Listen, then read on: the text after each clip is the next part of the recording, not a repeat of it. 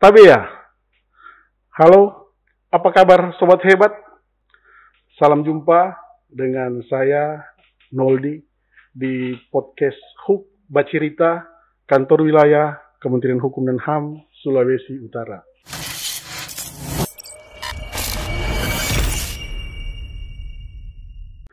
Podcast ini merupakan tayangan perdana sekaligus launching podcast HUK Bacirita untuk meningkatkan sinergitas dan sarana keterbukaan informasi publik. Jadi itu tujuan dari podcast ini. Jangan lupa di klik like dan subscribe link di bawah ini. Ya, saat ini Temang Bacirita telah hadir Bapak Lumaksono, Kepala Kantor Wilayah Kementerian Hukum dan Hak Asasi Manusia Sulawesi Utara. Selamat siang, Pak. Selamat siang. Gimana, Pak? Sehat hari ini? Tuhan, sehat-sehat kita semua. Puji Tuhan. Semoga Bapak dan keluarga tentunya sehat-sehat dan Bapak dapat menjalankan tugas sebagai Kepala Kantor Wilayah dengan penuh semangat walaupun pada masa era pandemi COVID-19 ini. Amin. Ya, permasalahan kita, Bacirita, orang Bacirita hari ini terkait dengan COVID-19.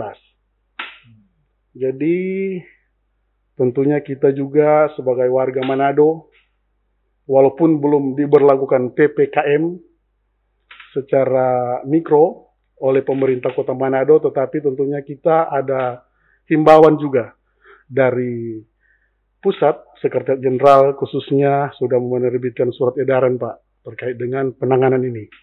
Nah, untuk kita yang di kantor wilayah ini, Pak, gimana, Pak? Kira-kira bisa mungkin sebelum itu menjelaskan berapa banyak sih, Pak, unit pelaksana teknis, Pak, kita yang di Sulawesi Utara, Pak? Oke. Terima kasih, Pak Noldi. Jadi untuk Kanwil Hukum dan HAM Sulawesi Utara ini, Iya.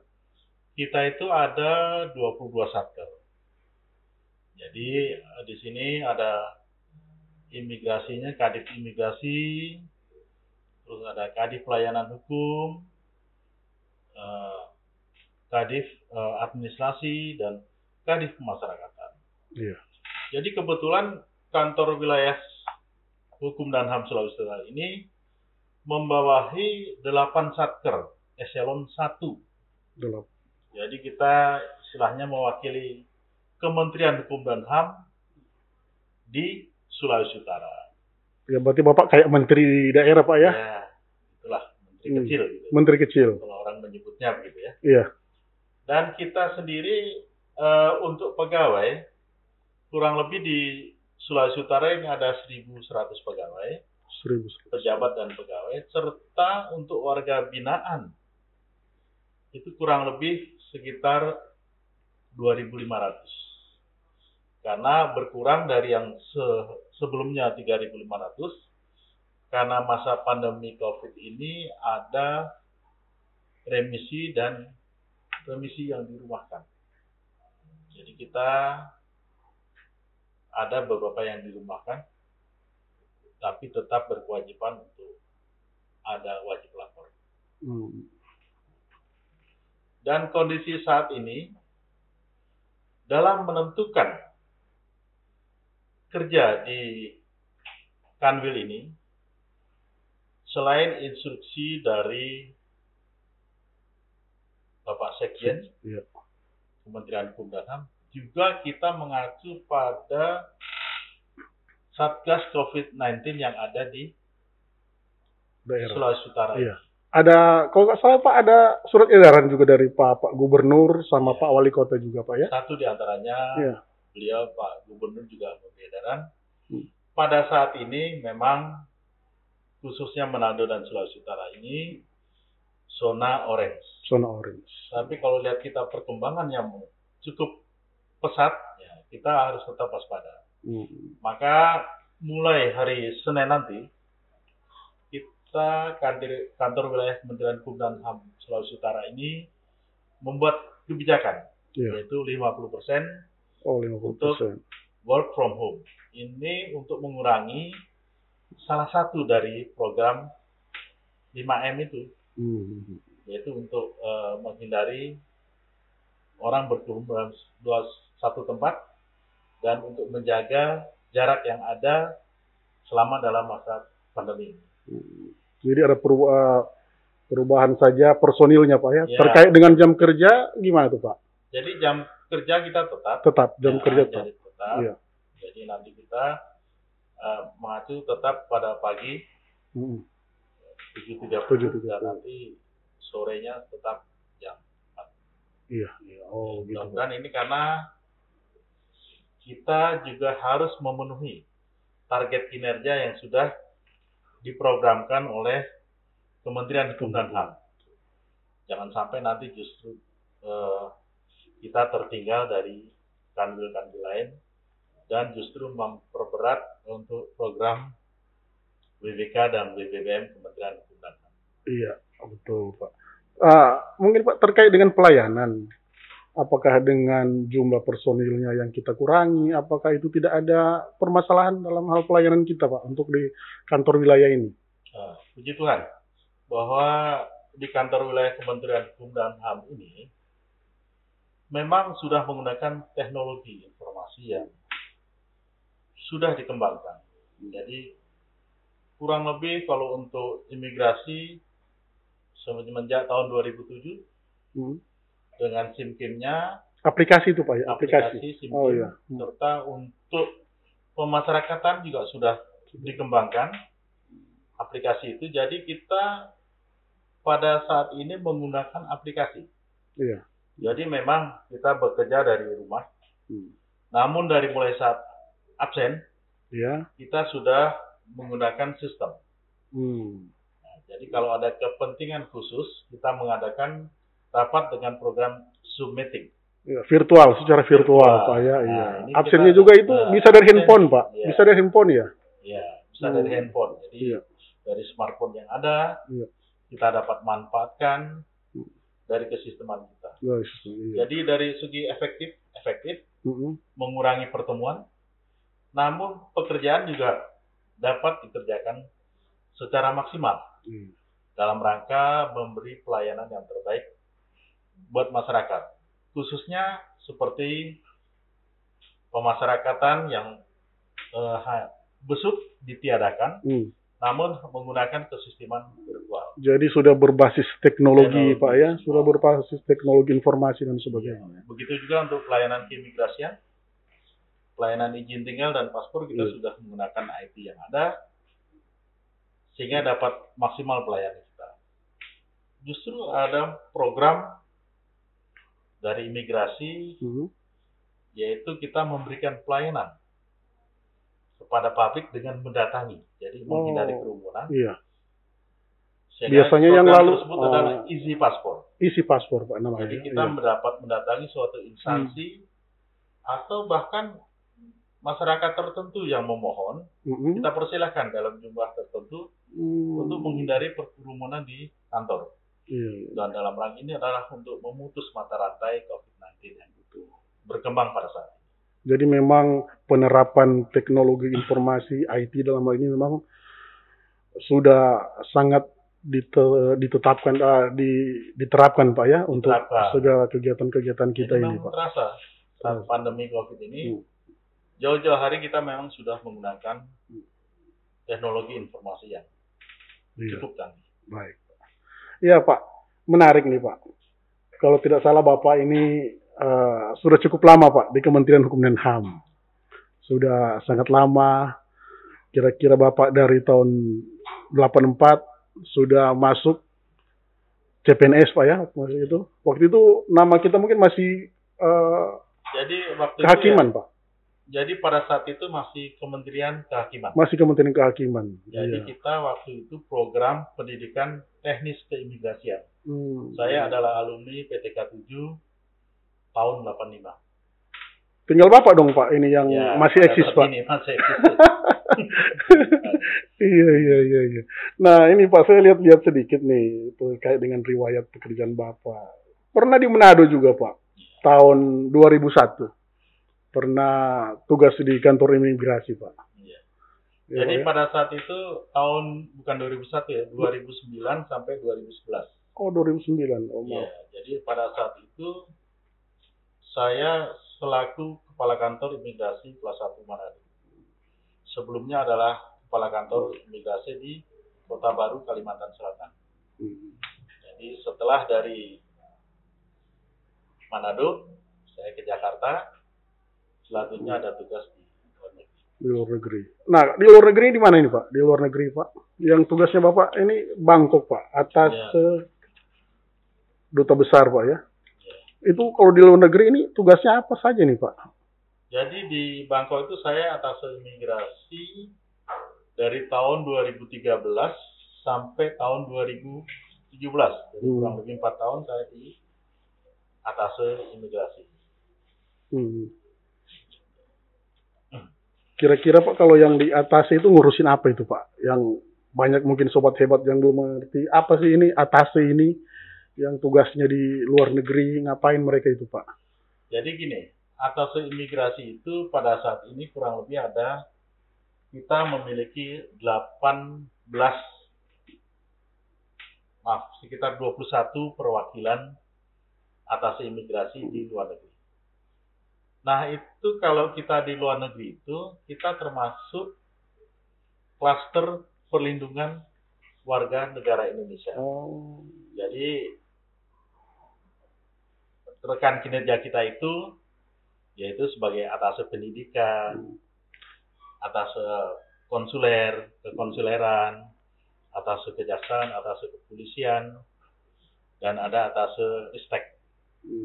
Jadi kita berkoordinasi dalam rangka untuk memberi perlindungan kepada warga negara Indonesia. Oh, begitu, Pak, ya. Selain itu, perlindungan itu dalam bentuk apa? Nah, kebanyakan kita melindungi warga negara Indonesia yang bermasalah di luar negeri. Apakah mereka ditahan karena pelanggaran keimigrasian atau ada tindak pidana yang dilakukan warga negara Indonesia. Nah, kita wajib untuk melindungi bersama atas kepolisian, atas kejaksaan, kita berkoordinasi untuk memberi perlindungan di pengadilan sampai dengan putusan. Selain memberi kita pelayanan paspor dan orang izin tinggal yang akan masuk ke Indonesia. Baik, baik. Menarik ini, Pak. Saya lihat juga Bapak itu masuk pegawai dari golongan 2B, Pak, ya. Dari golongan 2B. Sampai sekarang di puncak lah. Di puncak kepemimpinan di Kementerian Hukum dan HAM, ya khususnya jadi kepala kantor wilayah, Pak. Dari golongan 2B, belum tentu juga kami-kami ini yang masuk dengan sarjana. Ya kira-kira, Pak, apa, Pak, yang Bapak memotivasi Bapak mungkin sampai mengejar sampai ada pernah terlintas nggak Bapak itu nanti saya mau jadi Kakanwil atau gimana, Pak? Nah, sebagai waktu kita taruna itu kita berpikirnya pada saat itu ya kita yang tertinggi ya. Sebab kalau di imigrasi itu ya jabatan tertinggi itu adalah kepala kantor. Kepala kantor imigrasi. Kepala kantor imigrasi. Oh. Nah, selebihnya itu bonus. Jadi kalau bagi saya ini adalah suatu bonus yang dari segi karir dari golongan 2B, lulus taruna imigrasi, sehingga pada sampai saat ini. Yang penting adalah kita yakin akan pekerjaan kepercayaan yang diberikan oleh pimpinan, dan kita dapat mengimplementasikan dalam pelaksanaan tugas sehari-hari, dan semua itu adalah berkat dari Tuhan. Iya, Pak. Iya. Selalu melindungi kita. Kembali, Pak, kita, Pak, terkait dengan COVID-19, penanganannya, Pak. Untuk sosialisasi kira-kira, Pak, apakah kantor wilayah sudah melakukan sosialisasi, Pak, dalam hal ini kepada internal, terus ada juga mungkin kepada masyarakat, mungkin kita ada bagi-bagi masker atau apa, hal-hal yang seperti itu, Pak? Ya, memang kita dalam menghadapi COVID-19 ini adalah kita harus aware terhadap COVID-19 ini. Di samping dari pribadi kita, pegawai dan pejabat yang ada di kantor ini, tentu kita juga harus memberikan sosialisasi kepada rekan kerja kita, dan kita harus memberikan perhatian kepada masyarakat. Selain dari kita program yang 5M itu, kita juga memberi edukasi ke masyarakat, juga memberi perhatian. Salah satunya adalah sumbangsi kita memberikan masker, hand sanitizer, itu dalam rangka kita berempati pada masyarakat. Karena COVID-19 ini adalah tidak melihat orang, siapapun bisa terkena. Nah, salah satu empati kita adalah memberi layanan masyarakat. Di samping itu juga pegawai kita juga kita berikan suplemen agar dapat meningkatkan daya tahan tubuh untuk menghadapi COVID-19. Iya. Untuk terkait itu Pak, vaksin dan swab atau pemeriksaan rutin, apakah itu juga dilakukan juga oleh kantor wilayah Pak dalam ini melakukan swab secara rutin, terus vaksin gimana tuh Pak vaksin kita ini? Apakah sudah lengkap atau belum Pak? Kita di kantor wilayah Kementerian Hukum dan HAM Sulawesi Utara ini tentu mengacu pada kebijakan dari kementerian. Dan kita diberikan kelonggaran untuk dapat refocusing anggaran untuk menghindari COVID-19 ini. Nah, untuk menghindari COVID-19 ini memang anggaran itu dapat diberikan, salah satu di antaranya antara lain untuk memberikan suplemen, kedua untuk deteksi terhadap kemungkinan orang yang terpapar. Nah, upaya-upaya itu telah dilakukan oleh Kanwil Kementerian Hukum dan HAM Sulawesi Utara. Yang pertama kita adakan rapid antigen. Dari rapid antigen itu nanti diketahui hasilnya. Ya, apakah mereka positif? Ya, kalau yang positif kita langsung adakan penanganan khusus. Nah, itu memang untuk dirumahkan Pak ya? Iya, dirumahkan dan kita berkoordinasi dengan Satgas COVID-19 untuk dapat memberikan pelayanan kesehatan agar dapat pulih. Dan puji Tuhan, itu dapat berlangsung dengan baik, sehingga kita dapat meminimalisir adanya korban yang ada karyawan kita. Iya Pak. Ya memang terkait dengan COVID ini begitu banyak problem yang kita hadapi sih Pak. Nah, Bapak ini udah 2 kali nih Pak ke Manado Pak. Ada kira-kira apa sih Pak yang menarik dengan Manado ini? Sedikitlah promosi kita terkait dengan Manado ini Pak. Bagi saya Manado itu sebagai kampung halaman saya kedua. Iya.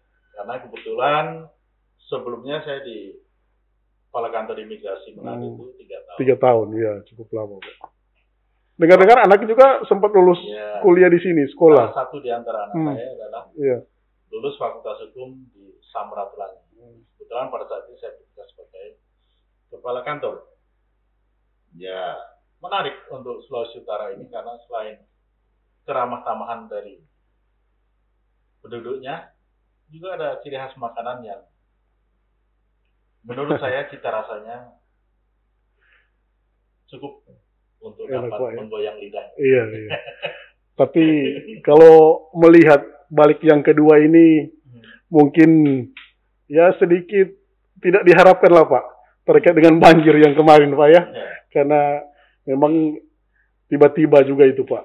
Itu yang suatu hal yang tidak direncanakan Tuhan yang memberikan. Kita harus terima. Iya betul Pak. Ya memang juga di sini kita juga menghimbau Pak terkait dengan mungkin masyarakat yang kurang sadar, entah itu membuang sampah sembarangan dan sebagainya, terus perluasan lahan mungkin ya Pak, kali yang sudah ditempati untuk dibangun rumah dan sebagainya, hal-hal seperti itu juga mungkin Pak yang menjadi perhatian kita. Ya, baik Pak, sangat menarik ini Pak, tetapi waktu juga lah yang membatasi kita. Tentunya semoga Sobat Pengayoman dapat mengambil hikmah dari ini semua. Terakhir Pak, himbauan Pak kepada masyarakat terkait dengan penanganan COVID ini Pak? Ya, saya harapkan masyarakat itu harus mengetahui bahwa COVID-19 itu tuh memang ada. Memang ada, iya benar. Karena ada Jadi yang kita percaya. harus menerapkan pola hidup yang bergizi. Jadi diharapkan dalam tubuh yang kuat, sehat, diharapkan dapat memberikan pelayanan yang terbaik pada masyarakat. Jadi dari dalam diri kita sendiri, pola hidup kita. Juga di samping pola yang 5M itu dilaksanakan, mudah-mudahan kita dapat melawan COVID-19 dan kita dapat kembali dalam suasana yang normal. Ya. Terakhir Pak, motivasi Pak, bisa memberikan motivasi kepada kita pegawai-pegawai Pak yang masih muda-muda, yang masih meniti karir, yang masih panjang dalam pengabdian. Kira-kira apa Pak? Ya. Motivasi apa Pak yang bisa kami jadikan pegangan lah Pak? Ya, motivasi yang saya berikan bahwa kita hidup adalah suatu pegangan. Kita berpedoman pada Tuhan untuk melaksanakan kewajiban tugas kita. Dan kita laksanakan tugas itu dengan ikhlas. Maka mudah-mudahan semua itu akan diberikan kemudahan sampai apa yang kita cita-citakan menjadi terlaksana.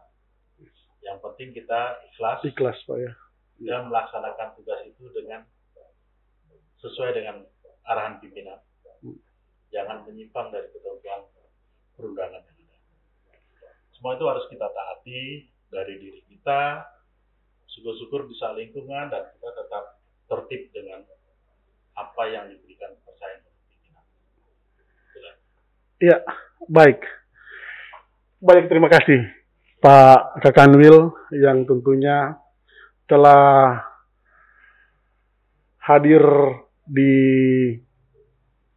podcast Hook Bacirita ini yang kebetulan tayang perdana dan bisa kita launching mungkin Pak, masukkan ke dalam channel YouTube, bisa kita lihat juga Pak, ya setelah itu juga untuk diseminasi juga kepada masyarakat dan sosialisasi.